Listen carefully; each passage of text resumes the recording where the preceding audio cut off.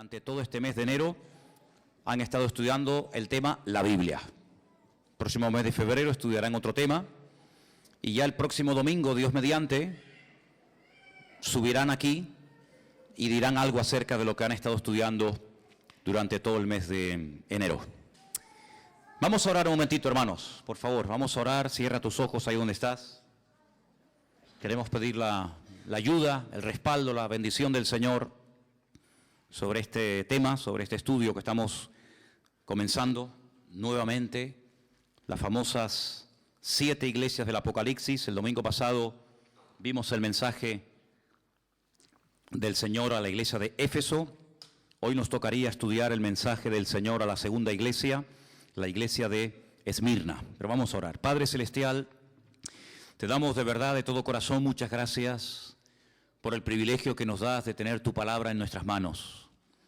Gracias, Señor, por este regalo maravilloso, este libro perfecto que revela tu corazón, Señor, que nos da la información genuina y correcta para que nuestra vida sea una vida edificada sobre la verdad. Y pedimos que en esta tarde tu palabra que va a ser expuesta, Señor, sea expuesta con la gracia de tu Espíritu Santo y que pueda caer en corazones realmente preparados y sedientos de palabra. Y como dice este hermoso libro, que el que tenga oídos para oír, que oiga lo que el Espíritu dice a la iglesia. Señor, que en esta tarde verdaderamente tú puedas hablar a nuestras vidas y podamos salir de aquí sabiendo que tú hoy has hablado a nuestras vidas y a nuestros corazones. Ponemos este tiempo de estudio de tu palabra en tus manos y pedimos tu ayuda y tu respaldo en el nombre de Jesús. Amén. Vamos al libro del Apocalipsis, hermanos, por favor, y vamos a leer el mensaje del Señor a la iglesia de Esmirna. Capítulo 2 del Apocalipsis, por favor. Capítulo 2, del versículo 8 al versículo 11. Apocalipsis capítulo 2, del versículo 8 al versículo 11. Escríbele al ángel de la iglesia en Esmirna, el primero y el postrero, el que estuvo muerto y vivió, dice esto: yo conozco tus obras y tu tribulación y tu pobreza, pero tú eres rico, y la blasfemia de los que se dicen ser judíos y no lo son, sino sinagoga de Satanás. No temas en nada lo que vas a padecer. He aquí, el diablo echará a algunos de vosotros en la cárcel para que seáis probados y tendréis tribulación por 10 días. Sé fiel hasta la muerte y yo te daré la corona de la vida. El que tiene oído, oiga lo que el Espíritu dice a las iglesias. El que venciere no sufrirá daño de la segunda muerte. ¿Cuántos dicen amén? Gloria a Dios, gloria a Dios. Hemos dicho que el libro del Apocalipsis contiene la última y más amplia revelación acerca de la persona de nuestro Señor Jesucristo.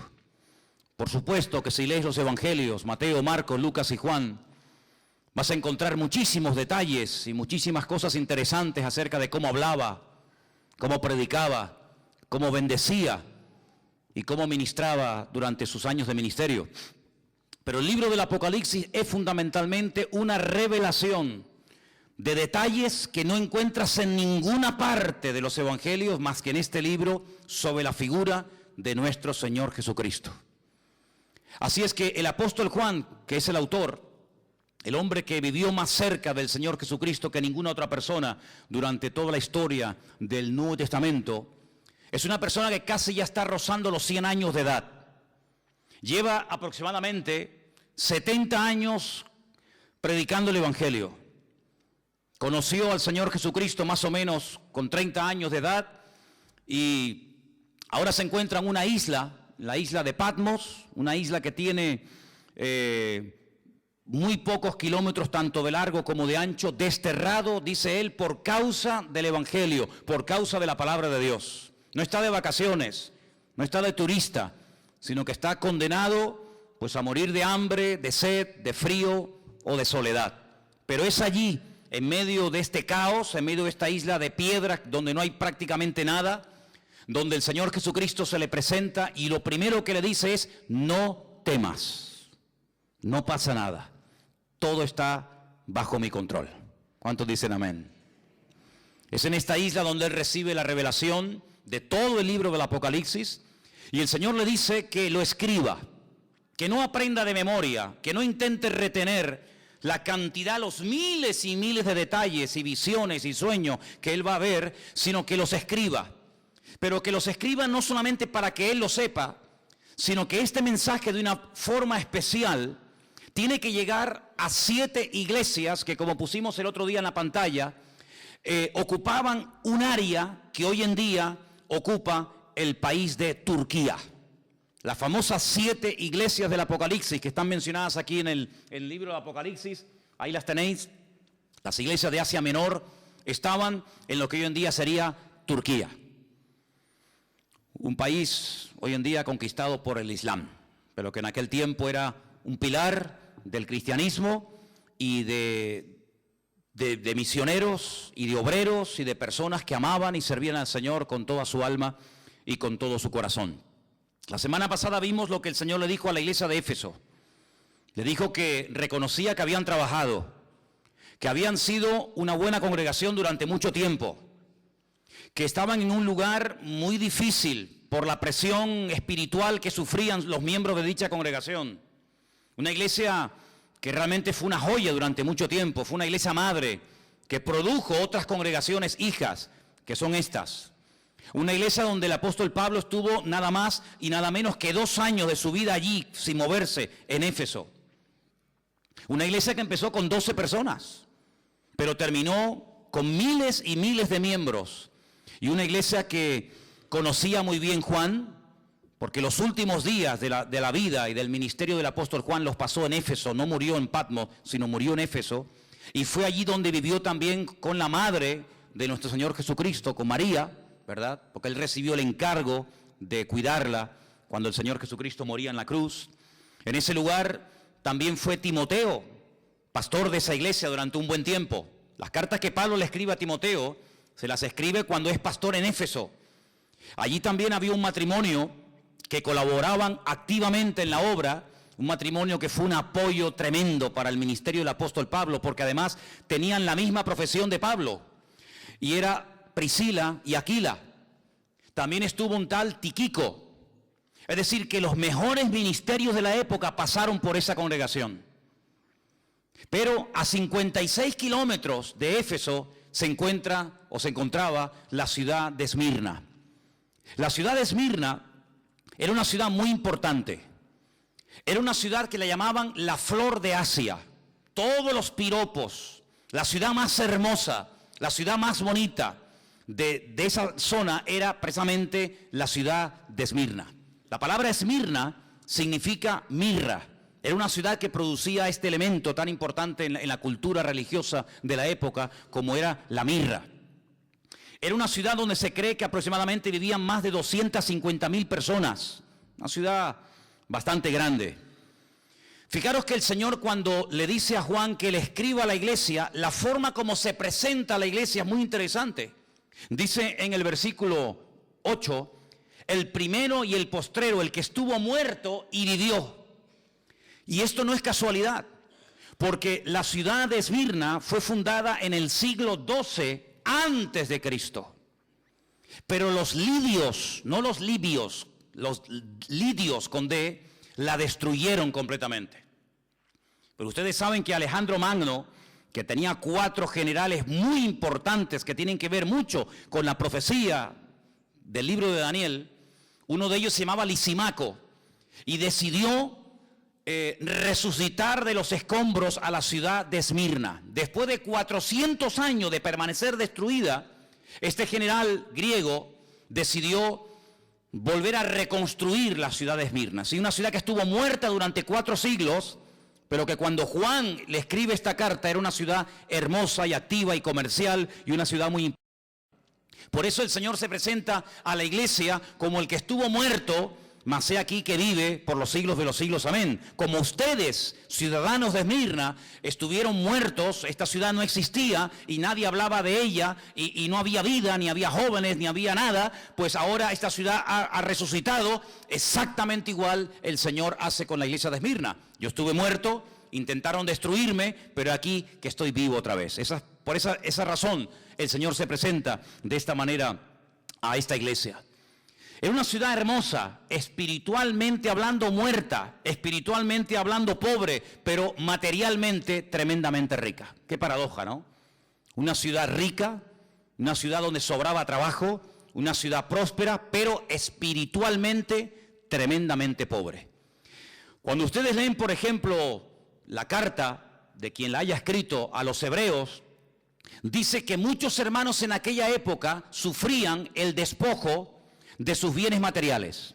Por eso la iglesia de Esmirna estaba pasando, entre comillas, una crisis económica.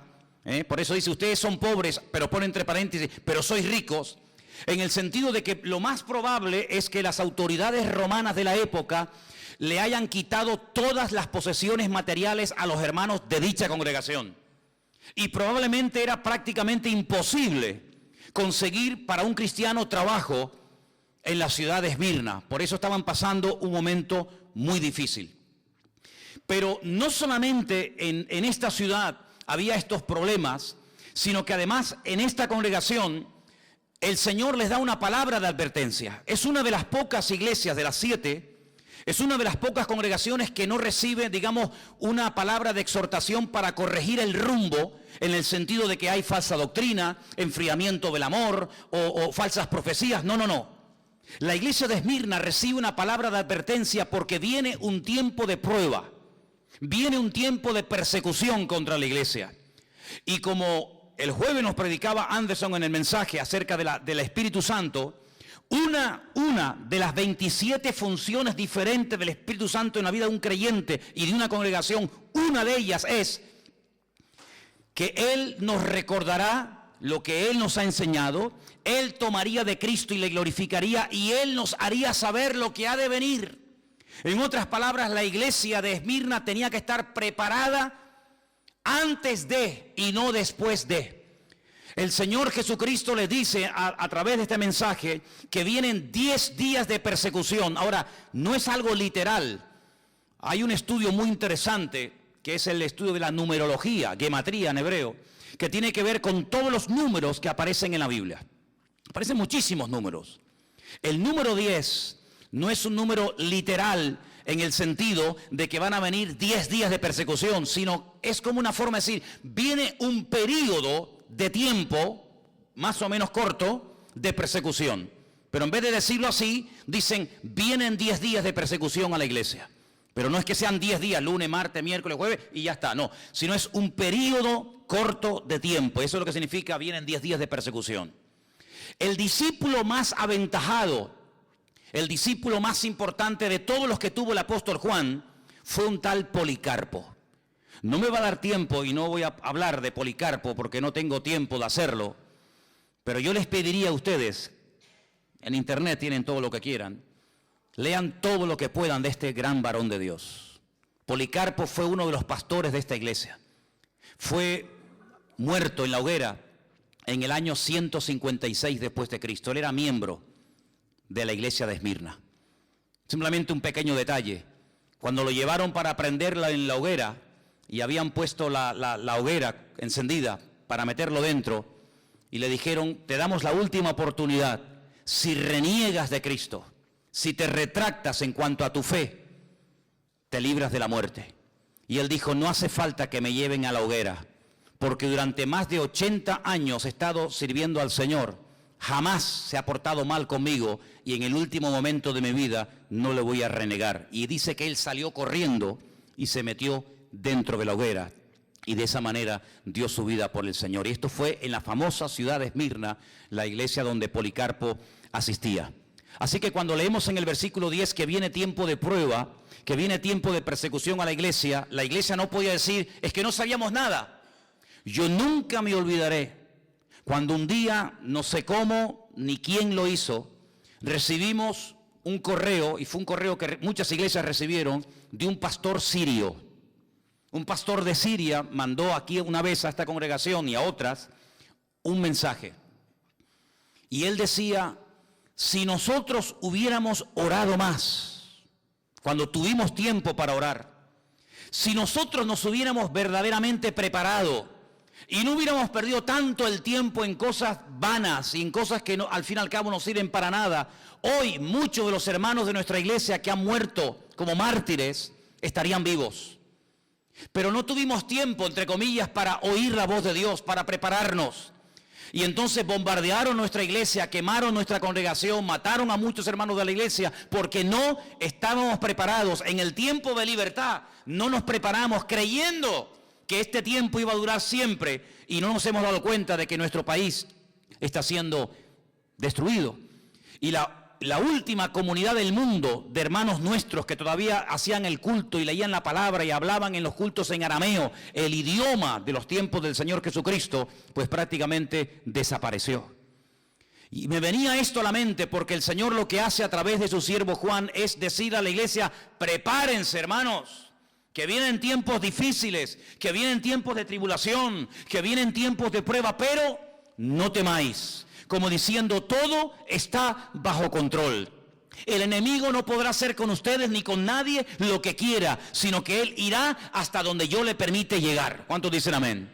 Miren lo que dice el versículo 9, qué interesante. Yo conozco tus obras y tu tribulación y tu pobreza. Déjenme que les diga este dato, porque si en algún momento lo oyes o alguien te hace este comentario, quiero que tú ya sepas de antemano lo que te puede decir alguien. En la mayoría de los manuscritos que se han utilizado para traducir del griego al castellano este texto, en la mayoría, no en todos, en la mayoría de los textos, la palabra obras no aparece. Para que si algún día alguien te hace ese comentario, no te quedes con la boca abierta y diciendo, ah, no, no. En la inmensa mayoría de los manuscritos el texto dice, yo conozco tu tribulación y tu pobreza. En muy pocos manuscritos aparece la palabra obras. Por lo tanto, es un detalle que tienen que tener en cuenta. Pero no varía el texto en absoluto. Yo conozco tus obras, tu tribulación y tu pobreza, y la blasfemia de los que se dicen ser judíos y no lo son, sino sinagoga de Satanás. Aquí la palabra tribulación, hermanos, no solamente es un tiempo de persecución, de matanzas, de martirio y de crímenes, sino habla también, hace referencia a un tiempo de presión. A un tiempo en el que será muy difícil vivir tu vida y tu relación con el Señor. Un tiempo en el que vas a saber, en el que vas a tener que aprender a trabajar y a moverte y a servir al Señor bajo presión. Y es que cuando vamos a la palabra de Dios, encontramos que el Señor nos quiere enseñar y nos quiere capacitar para poder trabajar y para poder servir al Señor en todo tipo de situaciones. No solamente cuando hay aplausos y reconocimiento y abundancia, etcétera, etcétera, lo cual es muy fácil, sino que el Señor fundamentalmente está más interesado en preparar y en entrenar a su pueblo para la tribulación, para la presión y para las dificultades que realmente para la prosperidad y para la abundancia. Y eso es lo que el Señor le está diciendo a la iglesia. Vienen tiempos en los que los creyentes en esta ciudad de Esmirna van a ser tremendamente presionados. Se van a sentir como gente pobre, como miserables, pero recuerden, ustedes son ricos. Porque la riqueza del creyente no depende de su patrimonio. Porque la riqueza del creyente no depende de lo que tiene, sino depende de lo que es y al Dios que sirve. ¿Cuántos dicen amén? Por lo tanto dice, ustedes se sienten como pobres. No tenemos dinero, no tenemos mucho poder adquisitivo, no tenemos muchos recursos económicos, pero olvídense de eso. Vuestra riqueza no es lo que tenéis, vuestro patrimonio que nadie os puede quitar, dicho sea de paso, es la presencia y la gloria del Señor en vuestras vidas. Además dice que habla de la blasfemia. La palabra blasfemia se podía haber traducido, y yo pienso que hubiera sido una mejor traducción, por palabra calumnia. Es decir, vienen tiempos en los que a ustedes les van a levantar calumnias. Es decir, van a utilizar las autoridades contra vosotros, falsos testigos que os calumnien, para tratar de frenar el avance y desterrar definitivamente el testimonio de Jesucristo en la ciudad de Esmirna. Y uno dice, pero ¿cómo es posible todo esto? Te vuelvo a repetir, porque el Señor dice que para el mundo viene un tiempo de persecución para la iglesia, pero la iglesia lo tiene que tomar desde un punto de vista de que está siendo probada por el Señor. Y dice la Escritura que la fe del creyente, tarde o temprano, sí o sí, tiene que ser probada por el fuego. Y una vez que sea probada, esa fe realmente sea una fe a prueba de bombas. Y sepa moverse en toda situación y en toda circunstancia, bajo presión, bajo libertad, bajo persecución o bajo lo que sea. Habla acerca de un tipo de personas en la ciudad de Esmirna que dice, se dicen judíos. Y esto tiene una doble interpretación. Unos comentarios dicen que cuando Juan emplea la palabra que hay personas que se dicen judíos, puede ser que efectivamente fueran judíos de raza, personas judías que se oponían al avance del evangelio y al establecimiento de la obra del Señor en Esmirna. Puede ser. Pero otros comentarios dicen que puede ser que eran personas con tendencias judaizantes. Es decir, personas que no eran realmente judías, pero que querían hacerse pasar por judíos. Y la pregunta es, ¿por qué se querían hacer pasar por judíos en aquella ciudad? Porque los judíos gozaban en Esmirna del beneplácito de las autoridades. Porque se cuenta que en un momento de la historia, cuando la ciudad quiso ser restaurada, quiso ser reconstruida, los judíos levantaron de su patrimonio personal enormes cantidades de dinero que le dieron a las autoridades romanas, y de esa manera recibieron el apoyo, el beneplácito de las autoridades. Y ser judío en la iglesia, en la ciudad de Esmirna, en la ciudad de Esmirna, pues era un punto a favor, pero ser cristiano evidentemente era meterte en follones. Por lo tanto, algunas personas que no eran judíos de raza, de etnia, se hacían pasar por judíos para que de esa manera no tuvieran problemas con las autoridades romanas, pudieran desarrollar sus actividades comerciales, pudieran conseguir trabajo, etcétera, etcétera. Por eso dice, los que dicen ser judíos, que puede ser que lo eran, o también puede ser que no lo eran, pero se hacían pasar por lo que no eran para no tener ningún tipo de problema. En otras palabras, cuando alguien se hace pasar por lo que no es, la Biblia utiliza un término muy directo, y es la palabra hipocresía. La palabra hipócrita significa uno que usa una máscara. La palabra hipócrita se utilizaba en el teatro greco-romano, cuando los actores utilizaban caretas para ocultar su identidad y para hacer un papel que no era verdaderamente el suyo, no era la esencia propia de ellos.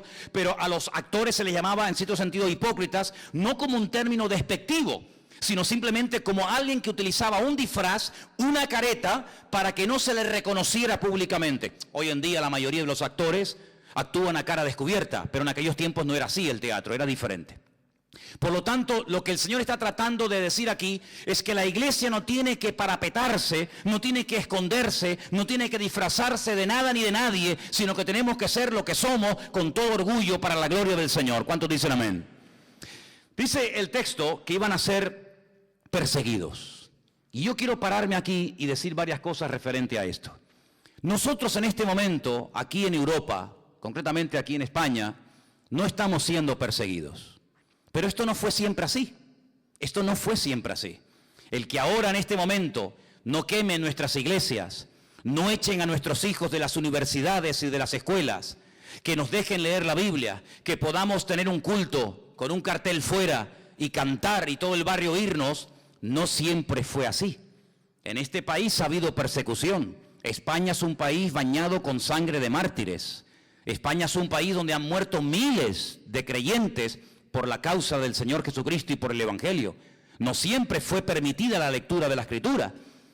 Nosotros somos el resultado y el producto de muchos hermanos que pagaron un precio altísimo para que hoy en día nuestra juventud y nuestros niños, y nosotros incluidos, podamos disfrutar de esta libertad. Pero no siempre fue así, queridos hermanos. Y es que si tú estudias la historia de la iglesia desde que nació prácticamente hasta el día de hoy, la iglesia siempre en algún momento de la historia ha sido perseguida. Tenemos ahí en el tablón de anuncios de la iglesia, yo les pediría que después se acerquen y lo vean, los países donde en este momento están nuestros hermanos sufriendo terribles persecuciones. Sin lugar a dudas, de todos los países que en este momento hay persecución, el más el más complicado, el más difícil, donde realmente es un peligro el ser creyente, es en Corea del Norte. Es el país donde más persecución hay en este momento contra la iglesia. Pero por ejemplo en China, hasta hace muy poco tiempo, la persecución contra los cristianos ha sido horrorosa durante años, durante décadas, ¿verdad?, del régimen comunista. Pero como bien saben ustedes, yo hace unos días estuve con un pastor chino, en el barrio chino de Londres, y este hermano me decía que la iglesia está creciendo, que tienen varios cultos durante la semana, pero China es un país donde han estado perseguidos los hermanos durante muchísimo tiempo, pero hoy por hoy hay más de 7,000 chinos que cada semana están entregando sus vidas a Cristo y bautizándose para la gloria del Señor. Es decir, que donde más los han perseguido es hoy por hoy donde más está creciendo y extendiéndose el Evangelio. ¿Cuántos dicen amén?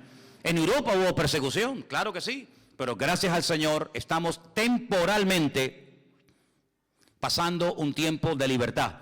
Pero el Señor no tiene que pedirle permiso a nadie para que en un momento determinado, si Él lo considera oportuno, por un breve periodo de tiempo, la iglesia, su pueblo, sus hijos, seamos probados con algún tipo de presión, con algún tipo de persecución. El creyente tiene que partir de la base de que por muy bien que lo quieras hacer, por muy bien que te comportes, por muy buen testimonio que tengas, en cualquier momento se pueden levantar enemigos contra ti. El apóstol Pedro es muy claro cuando habla a los hermanos que están siendo perseguidos en aquella época y le dice: hermanos, por favor, no sorprendáis del fuego de la prueba que os ha sobrevenido, como si alguna cosa extraña os aconteciese. Los padecimientos que estáis pasando en este momento en otras latitudes, en otras naciones del mundo, también hay hermanos que los están experimentando y sufriendo.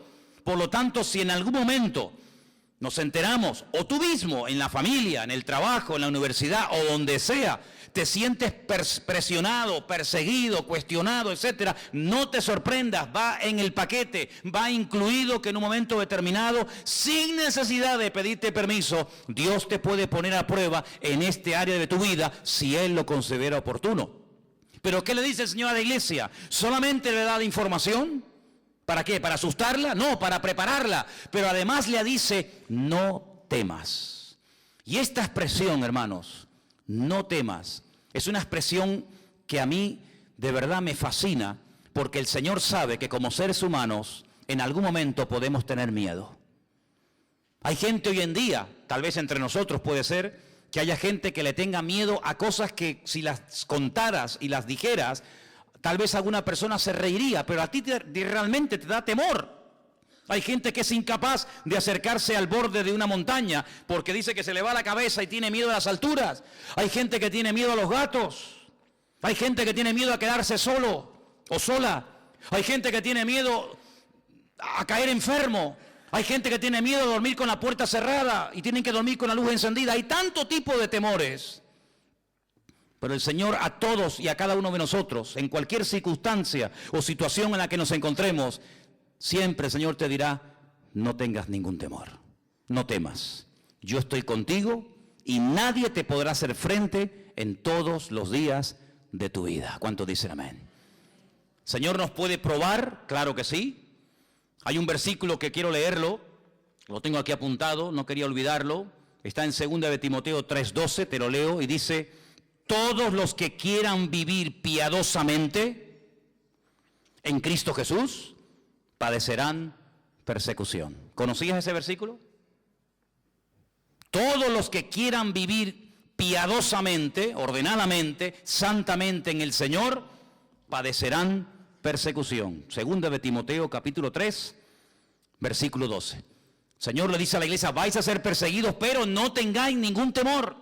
Y le dice: sigan siendo fieles. Esa expresión cuando le dice sean fieles, en el texto original dice sigan siendo fieles. No es que a partir de ahora vais a ser fieles, no, hasta aquí habéis sido fieles. Pero cuando venga la persecución, seguid perseverando en vuestra fidelidad. Y hermano, es que hay un ingrediente, hay una asignatura que no puede ser en nuestras vidas, una asignatura pendiente, y es la constancia en el Señor. Imagínense la cantidad de gente que hemos conocido en todos estos años. me doy cuenta que hay mucha gente que empieza bien, se animan, comienzan a leer la Biblia, comienzan a venir a los cultos, comienzan a interesarse por las cosas del Señor, pero hermano, eso está muy bonito y está muy bien. Pero aquí lo importante no es tener una buena temporada, aquí lo importante es ser fiel, como dice aquí, hasta la muerte. ¿De qué sirve que leas durante un mes todos los días la Biblia y te levantes temprano a orar, si luego al mes siguiente no sabes ni dónde dejaste la Biblia y ya ni siquiera te acuerdas del Señor ni de orar? No quieras correr y abarcar demasiado en poco tiempo. Sed fieles y constantes hasta la venida del Señor, dice la Escritura. Estad firmes y constantes creciendo en la obra del Señor siempre. La Biblia apela continuamente a la fidelidad, a la constancia, a la perseverancia, un día y otro día, sin afanarse, sin preocuparse, sin ningún temor, sin ninguna preocupación, sino dependiendo el minuto a minuto, el día a día de la presencia de nuestro Dios. Vienen tiempos difíciles, vienen tiempos de prueba, vais a ser probados, pero no temáis, sed fieles, aprender a perseverar. Y es algo muy interesante ver que en la iglesia, en la ciudad de Esmirna, se levantaron todo tipo de calumnias y todo tipo de acusaciones contra los hermanos. Leyendo esto y preparándome para este mensaje, descubrí que las 5 cosas que utilizaban las autoridades de la ciudad de Esmirna contra los hermanos eran estas. Se les acusaba de ser desleales al César de Roma. Al César de Roma se le llamaba Kairos. ¿Qué te parece? La palabra Kairos se traduce por Señor, pero no es Señor José, Señor Antonio, Señor Jorge, Señor Juan, sino Kairos es el Adonai, es la máxima autoridad, ¿verdad? Cuando el Nuevo Testamento se escribió, que se escribió en griego, el apóstol Pablo, en una de sus cartas dice que si confesamos que Cristo es el Kairos, el Señor, la máxima autoridad, seremos salvos. El César de Roma era el que tenía este título, la máxima autoridad, el Señor. Por lo tanto, había que ofrecerle pleitesía, había que postrarse delante de un busto, delante de una estatua del César de turno, cuando pasabas por delante de él. Los cristianos se negaban rotundamente a adorar como si fuera un dios al César de Roma. Los cristianos estaban dispuestos a morir antes de doblar sus rodillas y adorar al César como si fuera un dios. Eso fue lo que le dijeron a Policarpo en el 153 después de Cristo.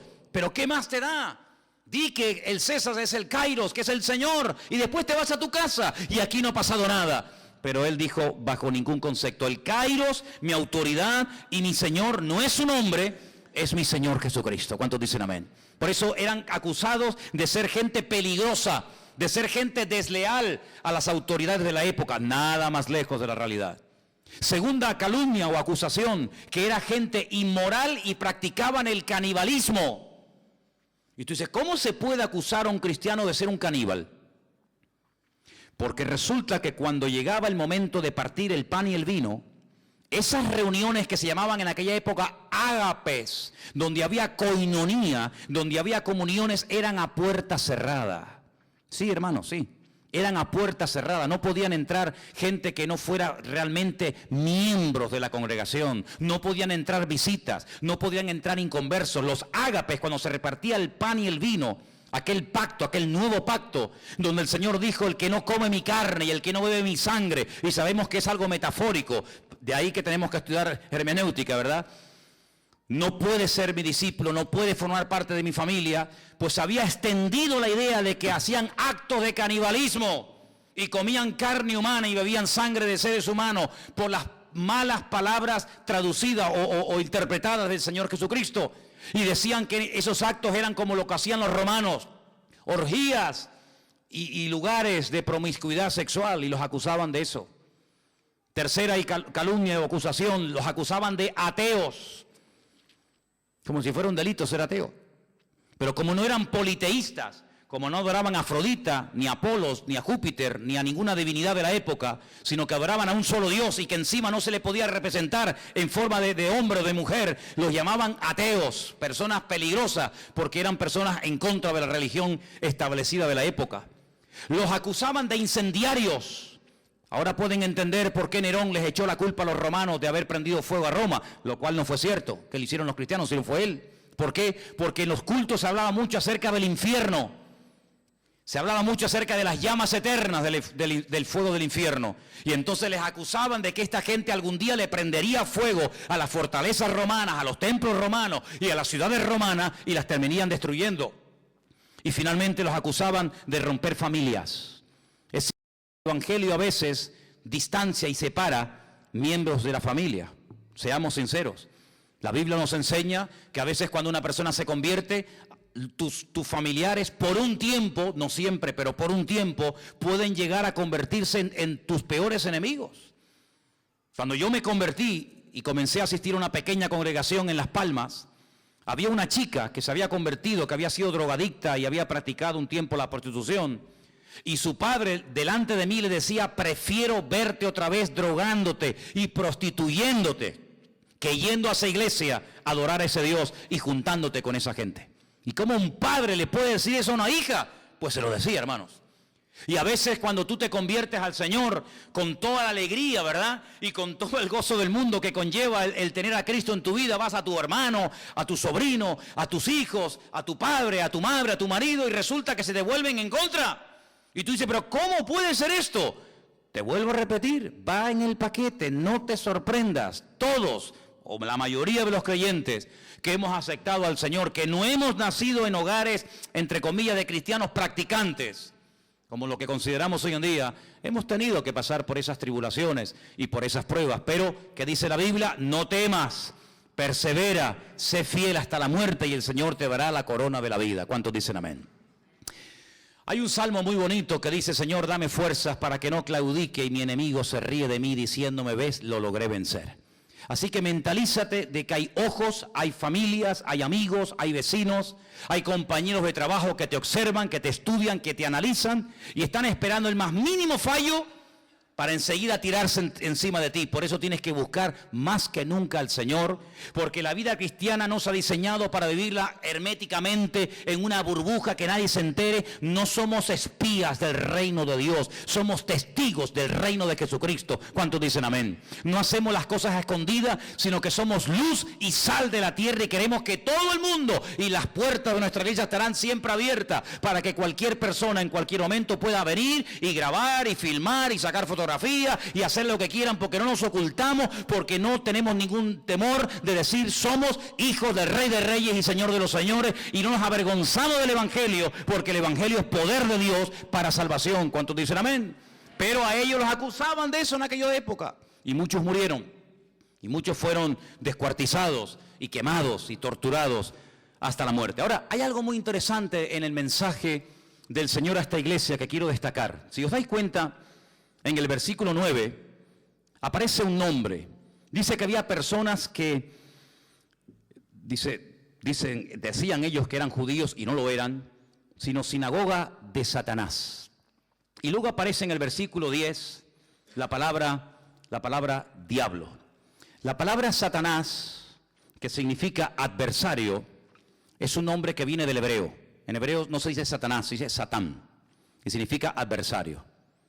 Y después en el versículo 10 aparece la palabra diablo, que significa acusador. Es el mismo personaje, pero como a veces aparece, habéis visto en la Biblia, ¿no? Seol y Hades. ¿Habéis visto, no? Es lo mismo, es el mismo sitio, pero uno está dicho en griego y otro está dicho en hebreo. Bueno, pues Satanás está dicho en hebreo y diablo está dicho en griego. Pero es la misma persona. Lo que pasa es que el significado de Satanás es adversario, como he dicho, y el nombre diablo significa acusador. ¿Por qué dos nombres en el mismo pasaje a la misma iglesia? Por una sencilla razón. Porque el nombre es el código genético de la persona. El nombre es mucho más que una señal identificativa. Si yo digo, por ejemplo, a ver, Ferrari, ¿qué les viene a la cabeza? Un coche. Cristiano Ronaldo.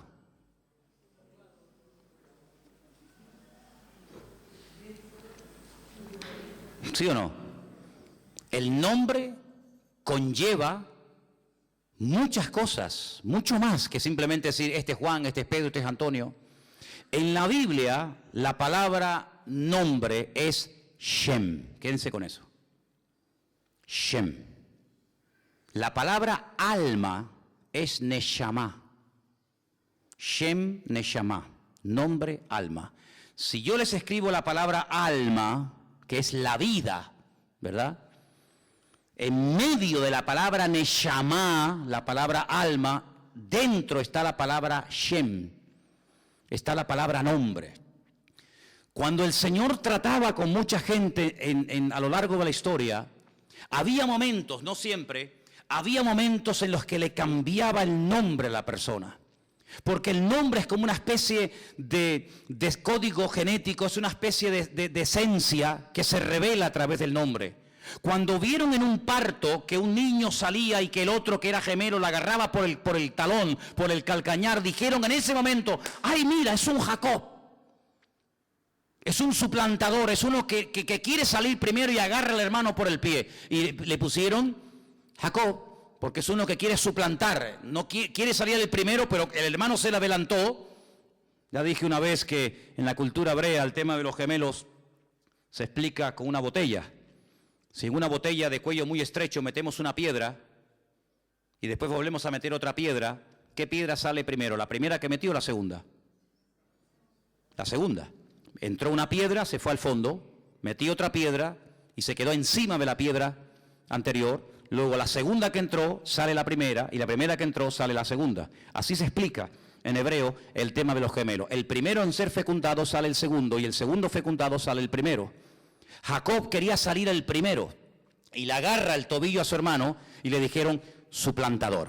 Por eso la característica fundamental de la vida, de la esencia, de la personalidad de este personaje era que él siempre quería lo del otro.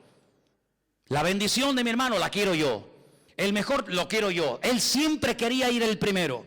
Cuando el Señor trata con él y le dice: es que así no puedes ir por la vida, porque el fin no justifica los medios, yo te voy a cambiar el nombre y nunca más te llamarán suplantador. Hay otro camino, hay otra forma, otra conducta en la vida que no es ni la mentira, ni la manipulación, ni la tergiversación, ni nada por el estilo, sino es un camino de obediencia, es un camino de santidad. Si tú quieres conseguir todo a lo bruto, puede ser que lo consigas, pero nunca podrás decir que fue el Señor el que te lo dio, sino fue tu fuerza, tu sabiduría, tu experiencia. De ahí que el Señor le diga al pueblo de Israel: cuidadito cuando entréis en la tierra prometida, en la tierra de Canaán, cuidado que comiencen los rebaños a reproducirse y las cosechas a ser abundantes. Tengan mucho cuidado, no sea que caigan en el error, en la trampa de decir: mi fuerza, mi poder, mi sabiduría ha producido este imperio. No, Señor, ten mucho cuidado, porque antes de la caída es la altivez de espíritu y la soberbia. Como tú creas que el que suple tu necesidad es tu trabajo, eres hombre muerto, amigo. Como tú creas que tu experiencia y tu sabiduría es la que te ha ido abriendo camino en la vida, te estás atribuyendo la gloria a ti y se la estás robando al Señor. Lo que tienes, o se los atribuyes al Señor y nadie te lo puede quitar, o como tú te atribuyas la gloria, ten cuidado que lo que tanto sacrificio te costó conseguir, mañana cualquiera te lo puede quitar. Lo que Dios da, nadie te lo quita, pero lo que tú dices que tú has conseguido con el sudor de tu frente y con tu trabajo, ¿no os dais cuenta que Adán tenía que vivir del sudor de su frente? ¿Pero el creyente tiene que vivir del sudor de su frente? Dice: sí, no, Señor. Adán tenía que vivir del sudor de su frente porque tú te has desconectado de mí. Yo te di el paraíso, yo te di lo mejor y tú te has desconectado de mí, por lo tanto a partir de ahora te buscas la vida. Eso es lo que significa, en versión Manolo Sierra: ganarás el pan con el sudor de tu frente. ¿No me quieres? Búscate la vida. A partir de ahora vas a comenzar a sudar. Conmigo no ibas a sudar nunca. A partir de ahora, cuando sudes, vas a decir: madre mía, ¿cómo cuesta sacar estas patatas? ¿Cómo cuesta conseguir este trabajo? Claro, pero cuando vamos al Nuevo Testamento, encontramos que el modelo que Cristo nos enseña es otro. Dice: el justo por la fe vivirá. Tú eliges. ¿Quieres sudar la camiseta y tú ser el que consigue las cosas de la vida? Adelante, amigo, no hay ningún problema. Pero si quieres, te enseño otro modelo de vida. Y es depender del Señor, el pan nuestro de cada día, dánoslo hoy. Al fin y al cabo, ¿qué es más difícil? ¿Vivir por tu esfuerzo personal o vivir por fe? Bueno, habrá respuestas para todo. Pero cuando vamos a la palabra de Dios, nos encontramos que el Señor lo que quiere es que aprendamos a depender de Él, que nos conectemos a la fuente. ¿Y la fuente quién es? Nuestro Señor Jesucristo. ¿Cuántos dicen amén? Dile al que está a tu lado, ¿cómo quieres vivir tú? ¿Como Adán o como Cristo? Tú decides, amigo. Tú decides cómo quieres vivir. Seréis probados. No es malo ser probado. Es una buena señal. Es una buena señal. ¿Sabes cuál es una mala señal? Que no te esté pasando nada. ¿Sabes a quién no le pasa nada? ¿Sabes a quién no critican? ¿Saben a quién no calumnian? ¿Sabes quién nunca se siente mal si sube el petróleo o baja el petróleo? Si pierden el trabajo. ¿Saben quién? Los muertos. Nunca vas a ver una manifestación de muertos en el cementerio de San Lastenia. No nos hacen caso. Nos tienen aquí abandonados, metidos en cajas. No me traes flores, te has olvidado de mí, te has enamorado de otro hombre, te has enamorado de otra mujer. Los muertos no se quejan, porque nadie se mete con ellos, es con los vivos.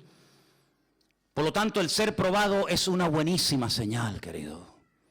¿Y probado en qué? ¿En qué fue probado Cristo? ¿En qué fue probado Cristo? Dice la Biblia, ¿en qué fue probado? ¿En qué? En todo.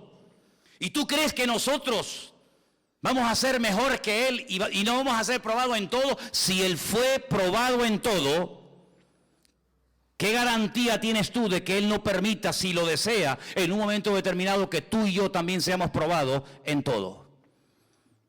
¿Cómo vas a conocer la fidelidad de Dios si toda la vida vives en abundancia? Pero cuando vives en escasez vas a poder decir con autoridad, no desde la plataforma de la teoría, sino desde la realidad, el Señor es mi pastor y nada me faltará. Yo sé lo que digo, ¿verdad? ¿Qué testimonio puede dar el enfermo que ha visto un toque de Dios en su vida, de decir, el Señor es mi médico divino, ¿verdad? Luego hay pruebas que fortalecen tu fe, hay pruebas que descubren la naturaleza del Dios al cual sirves, y la esencia del Señor no se conoce en la abundancia, sino se conoce en la prueba, porque la prueba es una bendición de Dios para la vida del creyente. Dios, como dije antes, no tiene que pedirnos permiso. Todo está bajo el control de Dios, y lo importante no es el tiempo que Dios permita la prueba, sino la actitud que yo voy a tener durante el tiempo de prueba, porque la actitud es lo que marca la diferencia. ¿Cuántos dicen amén? Ahora, es interesante notar la recompensa de la iglesia. Fíjate, dice aquí en el versículo 10, no temas en nada de lo que vas a padecer, y aquí el diablo echará a algunos de vosotros en la cárcel para que seáis probados, tendréis tribulación por 10 días o un de tiempo, sé fiel hasta la muerte y yo te daré la corona de la vida. Tal vez a nosotros esto de la corona no nos diga nada, pero en aquellos tiempos a los atletas, ¿verdad?, se les coronaba con una corona de laureles, pero una corona, como dice la Biblia, corruptible. Te ponían una corona de laurel muy bonita sobre tu cabeza, sobre tu cuello, pero tarde o temprano se marchitaba. Era una corona corruptible, pero el galardón, la corona que el Señor le dará a sus hijos que sean fieles hasta la muerte, es una corona, dice, incorruptible. Y esta mañana es cuando leía esto, me dio algo, un vuelco en el corazón, porque la palabra iglesia está en plural en el versículo 11 y en todos donde lo leas. El que tiene oído, oiga lo que el Espíritu le dice a la iglesia. ¿Dice eso? No. A las iglesias, no es lo mismo la iglesia que las iglesias. Es como cuando, por ejemplo, he oído gente que dice el versículo, a los suyos, a los Juan 1:11, a los suyos vino y los suyos no le recibieron. Yo a veces me quedo callado, no les digo nada, pero eso no dice la Biblia. ¿Ah, no? No. Algunos dirán, no, en la mía sí dice eso. Yo me corto un brazo como el de la película de la noche, que la Biblia suya no dice, a los suyos vino, sino que la Biblia dice, a lo suyo vino, y los suyos no quisieron recibirlo.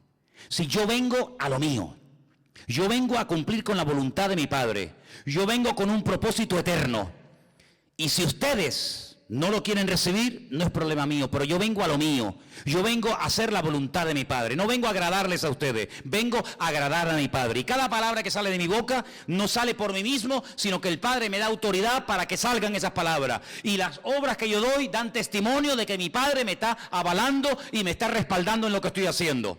Bueno, pues así como ese versículo no dice eso, este tampoco dice que el que tiene oído para oír, oiga lo que el Espíritu dice a la iglesia. Bueno, pues si tengo que oír lo que el Señor dice a la iglesia, pues estaría... No, dice a las iglesias. Es decir, te amplía la visión, una visión amplia. No una visión local, sino una visión universal. ¿Qué le está diciendo el Señor no solamente a mi congregación, a mi iglesia local, a la cual pertenezco?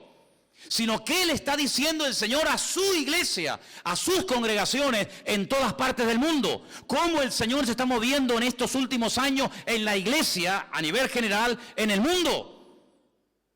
Eso me interesa saberlo a mí. ¿Por qué? Porque si tú estudias lo que se llama eclesiología, que es el estudio, el desarrollo de la iglesia a lo largo de la historia, tú te das cuenta que el Señor no trató con nuestros hermanos en la década de los años 80 igual que trató a los hermanos de la década de los años 60.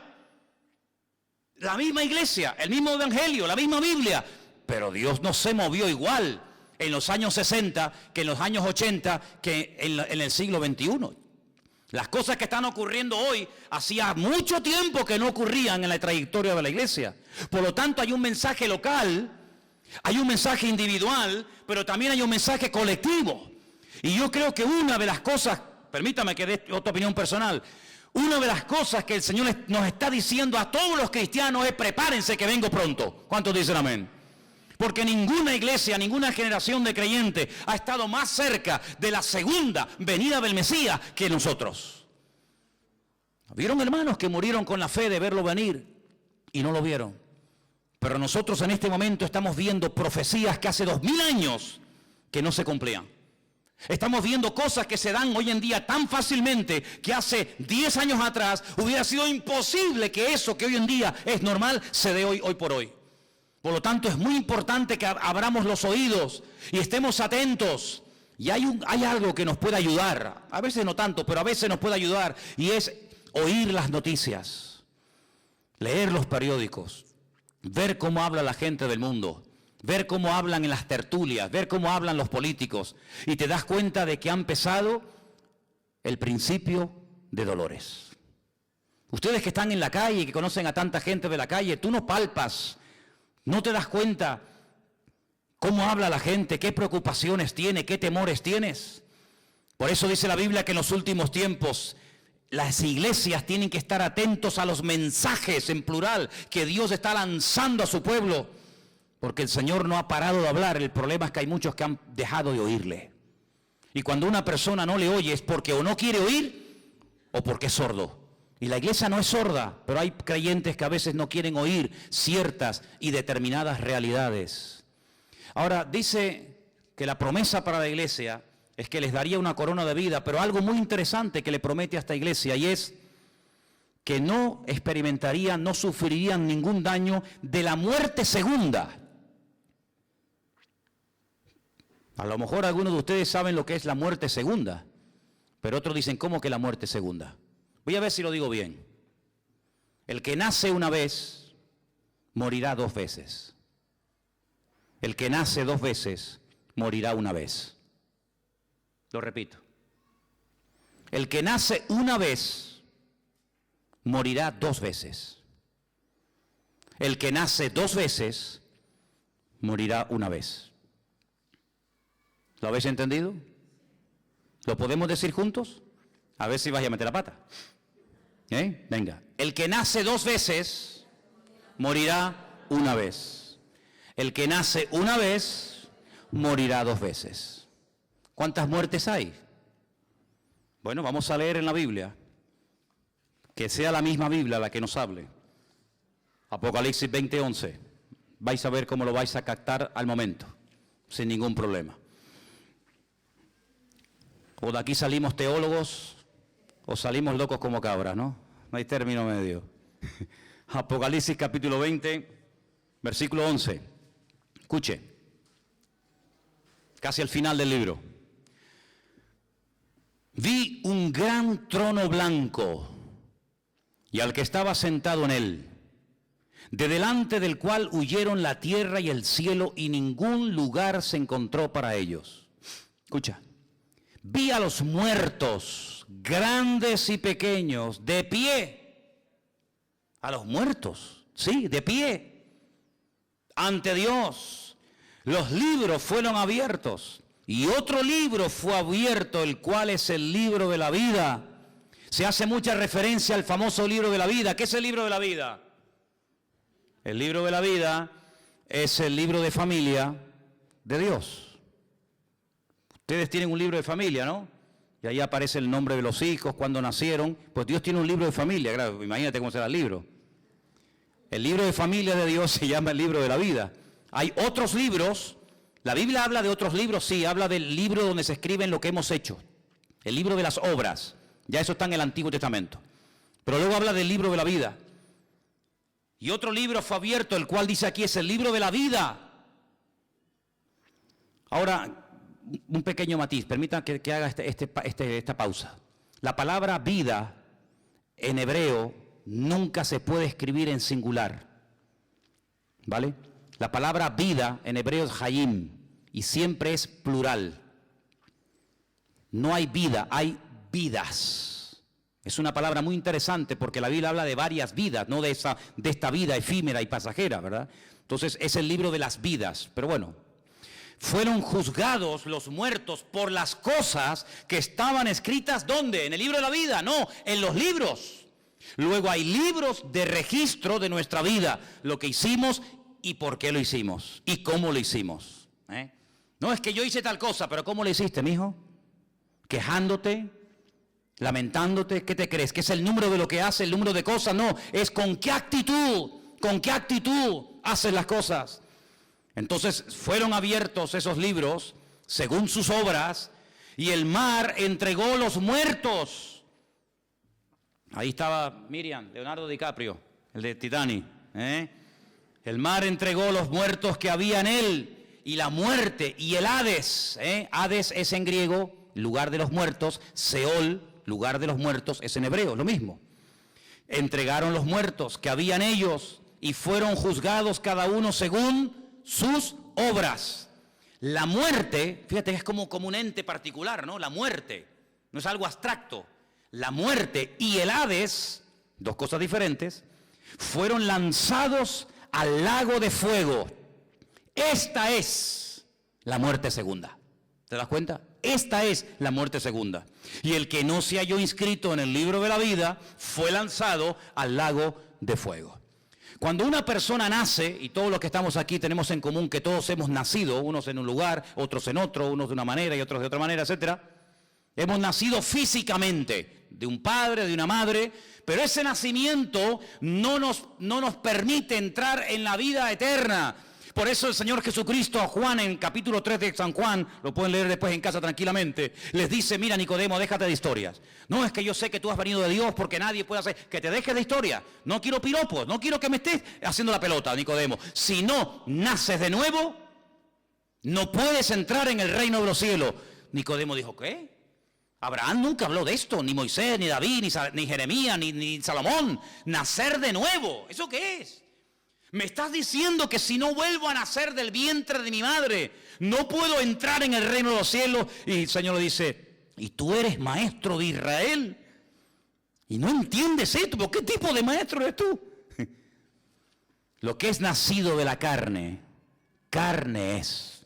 Y lo que es nacido del espíritu, espíritu es. Vamos a ampliar el concepto. Pablo escribe una carta a los Efesios y les dice, Él, el Señor, os dio vida cuando estabais muertos en vuestros delitos y en vuestros pecados. No solamente de muerte se muere. No solamente una persona está muerta cuando lo llevas al cementerio y lo entierras, sino que hay personas que comen, hablan, respiran, dan discursos políticos, dan clases en la universidad, tienen familia y están muertos espiritualmente hablando, ¿se sobreentiende? Porque somos espíritu, alma y cuerpo. Cuando el alma se separa del cuerpo, pierdes la vida física. Pero cuando el espíritu se desconecta de Dios, aunque tengas vida física, espiritualmente hablando, estás muerto, querido. Y cuando el Señor viene a nuestra vida, Él que dice, yo soy el camino, la verdad y la vida.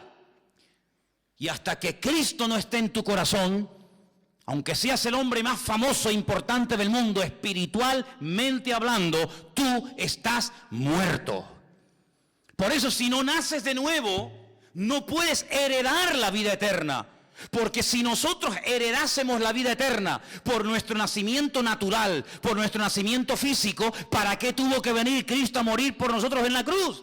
Si ya simplemente por el hecho de nacer, ya soy salvo, entonces, ¿qué necesidad yo de salir por las calles y predicar el evangelio a nadie? ¿Qué necesidad tenemos de que Cristo viniera a este mundo? Ninguna. Pero no te das cuenta que cuando Adán se desconectó, cuando Adán se quedó sin la cobertura del Creador, quedó a la deriva. Sí, comía, tenía hijos, se reproducía, tenía amigos, viajaba, cantaba, bailaba, pero estaba espiritualmente muerto. Pero cuando se vuelve a producir la unión, la conexión entre el Creador y la criatura, ese espíritu que quedó desconectado, ese espíritu que quedó muerto, ¡pum!, vuelve otra vez a la vida. Y eso es lo que la Biblia llama nacer de nuevo. Por eso dije, el que nace una vez, es decir, el que nació porque su madre lo parió, pero no nació espiritualmente hablando, morirá 2 veces. Morirá el día que le toque, 14 de mayo del 2016. Hasta ahí llegó Juan Palomo. Ahí se murió. Pero ese hombre resucitará algún día y se presentará delante de Dios, ¿sí o no? Y el Señor abrirá el libro y dice, a ver, ven para acá, ¿cómo te llamas? Juan Palomo. Juan Palomo. O Juan Bochúo. No, Juan Palomo no aparece aquí. ¿Cómo que no aparece ahí? Pero si yo era el director de la Caixa, y yo era el catedrático, y yo era... Sí, pero es que aquí no aparecen títulos. Pero si yo di 1 millón de euros a Cáritas, que es que aquí no aparece en este libro lo que hiciste. Juan Palomo, por J, ¿verdad? Sí, si no tenía Juan. No aparece. Condenado a muerte. Otra vez morir. La segunda muerte. La primera ya la tuviste el 14 de mayo del 2016. Ahora otra vez tendrás que morir eternamente. Porque cuando un vecino te fue a regalar una Biblia, te burlaste de él. Porque cuando alguien te invitó a la iglesia, pasaste olímpicamente, dijiste que te ibas a ver el Tenerife con no sé quién. Porque no tuviste tiempo, porque eras el tío más ocupado de la tierra, porque tenías tiempo para todo y para todas, menos para Dios. Entonces ahora vas a morir otra vez, pero de esta no te escapas, amigo. Entonces el que nace una vez, muere 2 veces, el día que te toca y cuando el Señor te juzgue en su presencia. Pero si tú naces 2 veces, yo nací el 2 de octubre de 1961 en Caracas, Venezuela. Yo nací una vez, pero hace no sé cuántos años atrás, alguien me habló de Cristo y yo le dije, Señor, cámbiame la vida, yo acepto a Cristo como mi Señor y mi Salvador personal. Y ese día en Las Palmas yo volví a la vida, volví a nacer de nuevo. Y entonces cuando yo muera, pues moriré una vez, pero cuando resucite y me presente delante del Señor, el Señor me dirá, buen siervo fiel, en lo poco fuiste fiel, en lo mucho te pondré. Entra en el gozo de tu Señor y viviré eternamente en la presencia del Señor. Por eso yo te pregunto esta tarde, ¿cuántas veces has nacido? 1. Ay, amigo, no te queda nada. ¿O has nacido 2 veces? El nacimiento físico nos mete en el planeta Tierra. El nacimiento espiritual nos introduce en la vida espiritual, en la vida eterna con el Señor Jesucristo. Por eso la promesa del Señor a Esmirna es esta. El que cree en mí no sufrirá, no experimentará ningún daño de la segunda muerte. Hay gente que tiene ya el nicho comprado, las flores, la caja, todo lo tienen ya listo. A Santa Lucía o a Mafre, le tienen ya todo comprado. ¿Y cómo se compra la vida eterna, amigo? ¿Qué compañía de seguro te la ofrece? Yo les animo a que mañana vayan a Mutua Tenirfeña, o a Mafre, o a la compañía que ustedes quieran y le digan, mire, estoy asistiendo a una iglesia evangélica y el pastor predicó ayer de que tengo que tener la vida eterna. Ustedes me pueden preparar mi morada celestial en la presencia del Señor por la eternidad. Y te voy a decir, esta gente está loca como cabra, amigo. Porque el mundo nos prepara para la vida esta, para esta vida. Y el diablo es un experto en tener entretenida a la gente para que no piense que esta vida es pasajera, pero que la verdadera vida es la que nos falta. Miren cómo hacen los casinos, sin ventanas. ¿Para qué? Para que la gente pierda la noción del tiempo. Y estés allí, yo nunca olvidaré cuando un día fui a Las Vegas a ver qué era aquello. Y la gente echaba moneda, y era las 4 de la tarde, las 10, no, pierden la noción del tiempo con la maquinita, jugando. Así es el diablo, le da juguete, entretenimiento. Ahora están de moda los drones, y te encuentras a un tipo de 40 años en un parque jugando a las 3 de la mañana con un dron. Y yo digo, no habrá otra cosa más importante que en la vida que estar con un aparatito a las 4 de la mañana, viejo.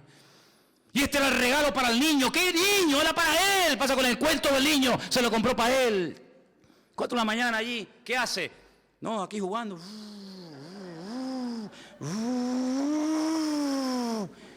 Y yo digo, increíble, hermano. Se le va la vida jugando a los machanguitos. Pero el diablo es un experto en ponerle orejeras a la gente y que no mire para atrás. Y que no sepas que mañana esa esquela que lees en el periódico puede ser la tuya y sea demasiado tarde. Un hombre se dio cuenta demasiado tarde y dice que cuando se vio en el Seol, cuando se vio en el Hades, en tormento, y miró para arriba y vio allí a Lázaro y vio a Abraham, le dijo, Padre Abraham, manda a alguien que me moje, que me eche un poco de agua encima porque estoy en tormentos. Y le contestaron y le dijeron, hay una gran cima, hay una gran separación entre tú y nosotros. Ni vosotros podéis pasar aquí, ni nosotros podemos pasar allá. Es demasiado tarde, querido. Tú tuviste tu recompensa en vida y este pobre la tiene ahora en la segunda vida. Bueno, pues entonces ya que yo no tengo remedio y ya que yo no voy a salir de aquí, estoy condenado eternamente. Ahora me acuerdo que tengo una familia enorme y un montón de hermanos. Manda, Padre Abraham, a alguien a mi casa para que le dé testimonio, para que no vengan aquí conmigo, porque para mí sería terrible ver aquí conmigo a mi padre, a mis hijos, a mis primos, a mis hermanos. Y Abraham le dice, a los profetas tienen, Abraham tiene, a Moisés tienen, que lean la escritura y a través de la escritura, a través de la palabra pueden llegar al conocimiento de la verdad. ¿Tú estás preparado para ese momento? Uno lo ve muy lejos, ¿verdad? Uno dice, pues si tengo 20 y pico, ni siquiera tengo 30 años, veo tan lejos, sí, hermano. Pero la iglesia de Esmirna, el Señor le dice, vas a pasar dificultades, vas a pasar persecución, pero si ustedes son fieles, si ustedes perseveran hasta el final, hasta la muerte, yo les daré la corona de la vida. Y amados, yo quiero que en esta tarde cerremos nuestros ojos un momento y te hagas esta pregunta, que es la pregunta más importante de toda tu existencia. ¿Tú le has entregado tu vida al Señor Jesús? Yo no te pregunto si estás viniendo aquí a la iglesia, lo cual sí está muy bien, muy bonito y es muy importante. No, yo no te pregunto eso. Hay muchos cultos a los que el diablo va también. Hay muchas congregaciones a las que el diablo le gusta ir. Yo no te pregunto si vas a una iglesia, si das ofrendas, si cantas. No, yo no te pregunto eso. Yo te pregunto si tú verdaderamente eres salvo y le has entregado tu vida al Señor Jesús. Porque si tú no le has entregado tu vida al Señor Jesucristo, tú arderás eternamente en las llamas del infierno, amigo. Y me da igual si usted cree o no cree en esto, es la pura realidad y es la palabra de Dios. Y cuando ese libro sea abierto, si tú no le has entregado tu vida a Cristo, tú recordarás toda la vida el mensaje que hoy aquí en Garcilaso de la Vega tú oíste. Donde el Señor te confronta y el Señor toca y llama a la puerta de tu corazón y te dice, yo quiero ser tu Señor, quiero ser tu Salvador, quiero que nazca 2 veces para que mueras una sola vez. Y en la primera vez que naciste tú no tomaste parte activa alguna. Pero en esta segunda vez tú sí puedes decidir cuándo y dónde vas a nacer. Es cuando tú le abras la puerta de tu corazón al Señor y entiendas que el libro del Apocalipsis no se escribió para asustar a nadie, sino para revelar a Cristo y para que la gente le conozca y le sirvan a Él. La salvación no viene con el tiempo. La salvación no se hereda de padres a hijos, de abuelos a nietos. La salvación es personal e intransferible. Nadie se puede salvar por ti, nadie se puede condenar por ti. Los hijos no llevarán el pecado de los padres, ni los padres llevarán el pecado de los hijos, sino que cada uno morirá por su propio pecado. Y por eso en esta tarde yo te pregunto a ti, no si tu abuelo, tu abuela, tu padre, tu madre, no, sino si tú eres salvo, si tú le has entregado o no tu vida al Señor Jesucristo. ¿De qué sirve tener un padre pastor, un padre anciano, un abuelo diácono? ¿De qué sirve todo eso? Ese currículo no tiene ninguna validez delante de la presencia del eterno Dios. Lo que el Señor quiere es que tú personalmente te rindas a Él en esta noche. Y quiero preguntar en este momento solemne, en este momento tan importante, si en esta tarde hay aquí alguna persona que nunca, jamás, no te pregunto si crees en Él, supongo que crees en Él. Te pregunto si tú nunca le has entregado de verdad, de corazón, tu vida al Señor Jesucristo. Y como dice la Biblia, lo he confesado públicamente con mi boca. Y no he nacido de nuevo. Hoy es el momento más importante de tu vida. Porque hoy tú decides dónde vas a pasar la eternidad y quién será tu cobertura espiritual durante toda tu vida. La salvación es algo muy importante que no se puede comprar, no se puede estudiar, solamente se recibe por la fe en Cristo Jesús, Señor nuestro. Si hay alguna persona en esta tarde entre nosotros que no ha aceptado nunca, aunque te has congregado, pero no tiene nada que ver, tú nunca verdaderamente has nacido de nuevo, vives de la fe de otros, vives de la gloria de otros, pero no es tu experiencia. Qué bonito cuando dice la Biblia el Dios de Abraham, pero también el Dios de Isaac y también el Dios de Jacob. No solamente era el Dios del abuelo, sino de papá y de los hijos. Si tú en esta tarde le quieres entregar tu vida al Señor Jesucristo y decirle, quiero que inscribas, que anotes mi nombre en el Sefer Hayim, en el libro de la vida. Ahora te entrego mi vida, Señor Jesús. Déjame orar por ti, ¿sí? Un día lo tuvieron que hacer por mí, cuando estaba perdido, muerto. Si en esta tarde hay alguien que le quiere entregar su vida a Jesús, al Señor, estás, indícamelo, levantando tu mano. Y levantando esa mano en alto, pues me estarás indicando que tú quieres entregarle tu vida al Señor. ¿Hay alguien que en esta tarde le quiere entregar por primera vez su vida al Señor Jesús?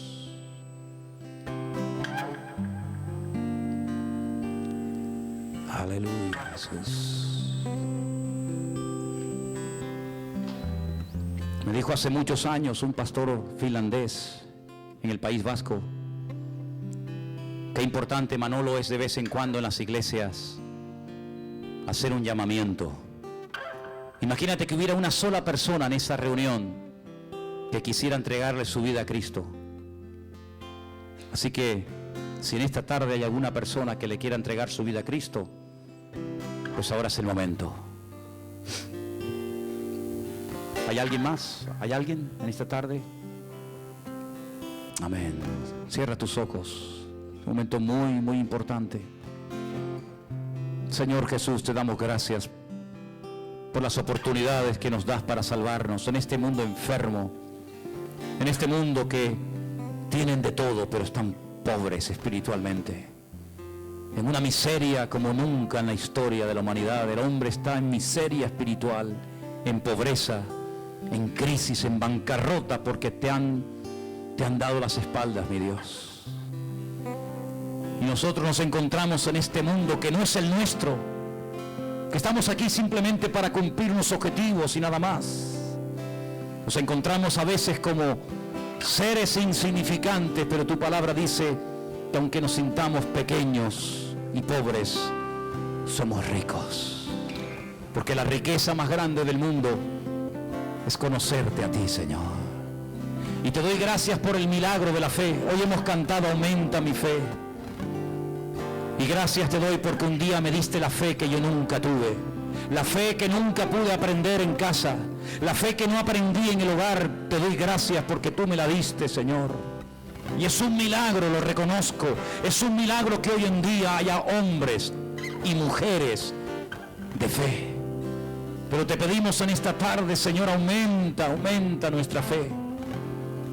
Y Señor, permítenos durante este año 2016, Señor, permítenos hablarle a mucha gente, a muchos jóvenes, a muchas personas del motivo por el cual tú viniste a este mundo. Bendito seas. Aleluya. Aleluya, Jesús. Quiero que estés orando en este momento. Es un momento para estar orando. Ahora todo el mundo tiene que estar orando para que en esta semana el Señor nos dé oportunidades para hablarle a alguien del Señor. Hazte con una Biblia, con un Nuevo Testamento, con algún folleto de la iglesia, que los hay, y pídele al Señor esta semana poder hablarle a alguien del Señor, que no pase por favor esta semana sin haberle hablado a nadie de Cristo. A ese amigo que conoces, a ese compañero de trabajo, a ese vecino, a ese hombre que saludas cada día, que tal vez mañana lo verás, pero dentro de una semana habrá dejado de estar en este mundo.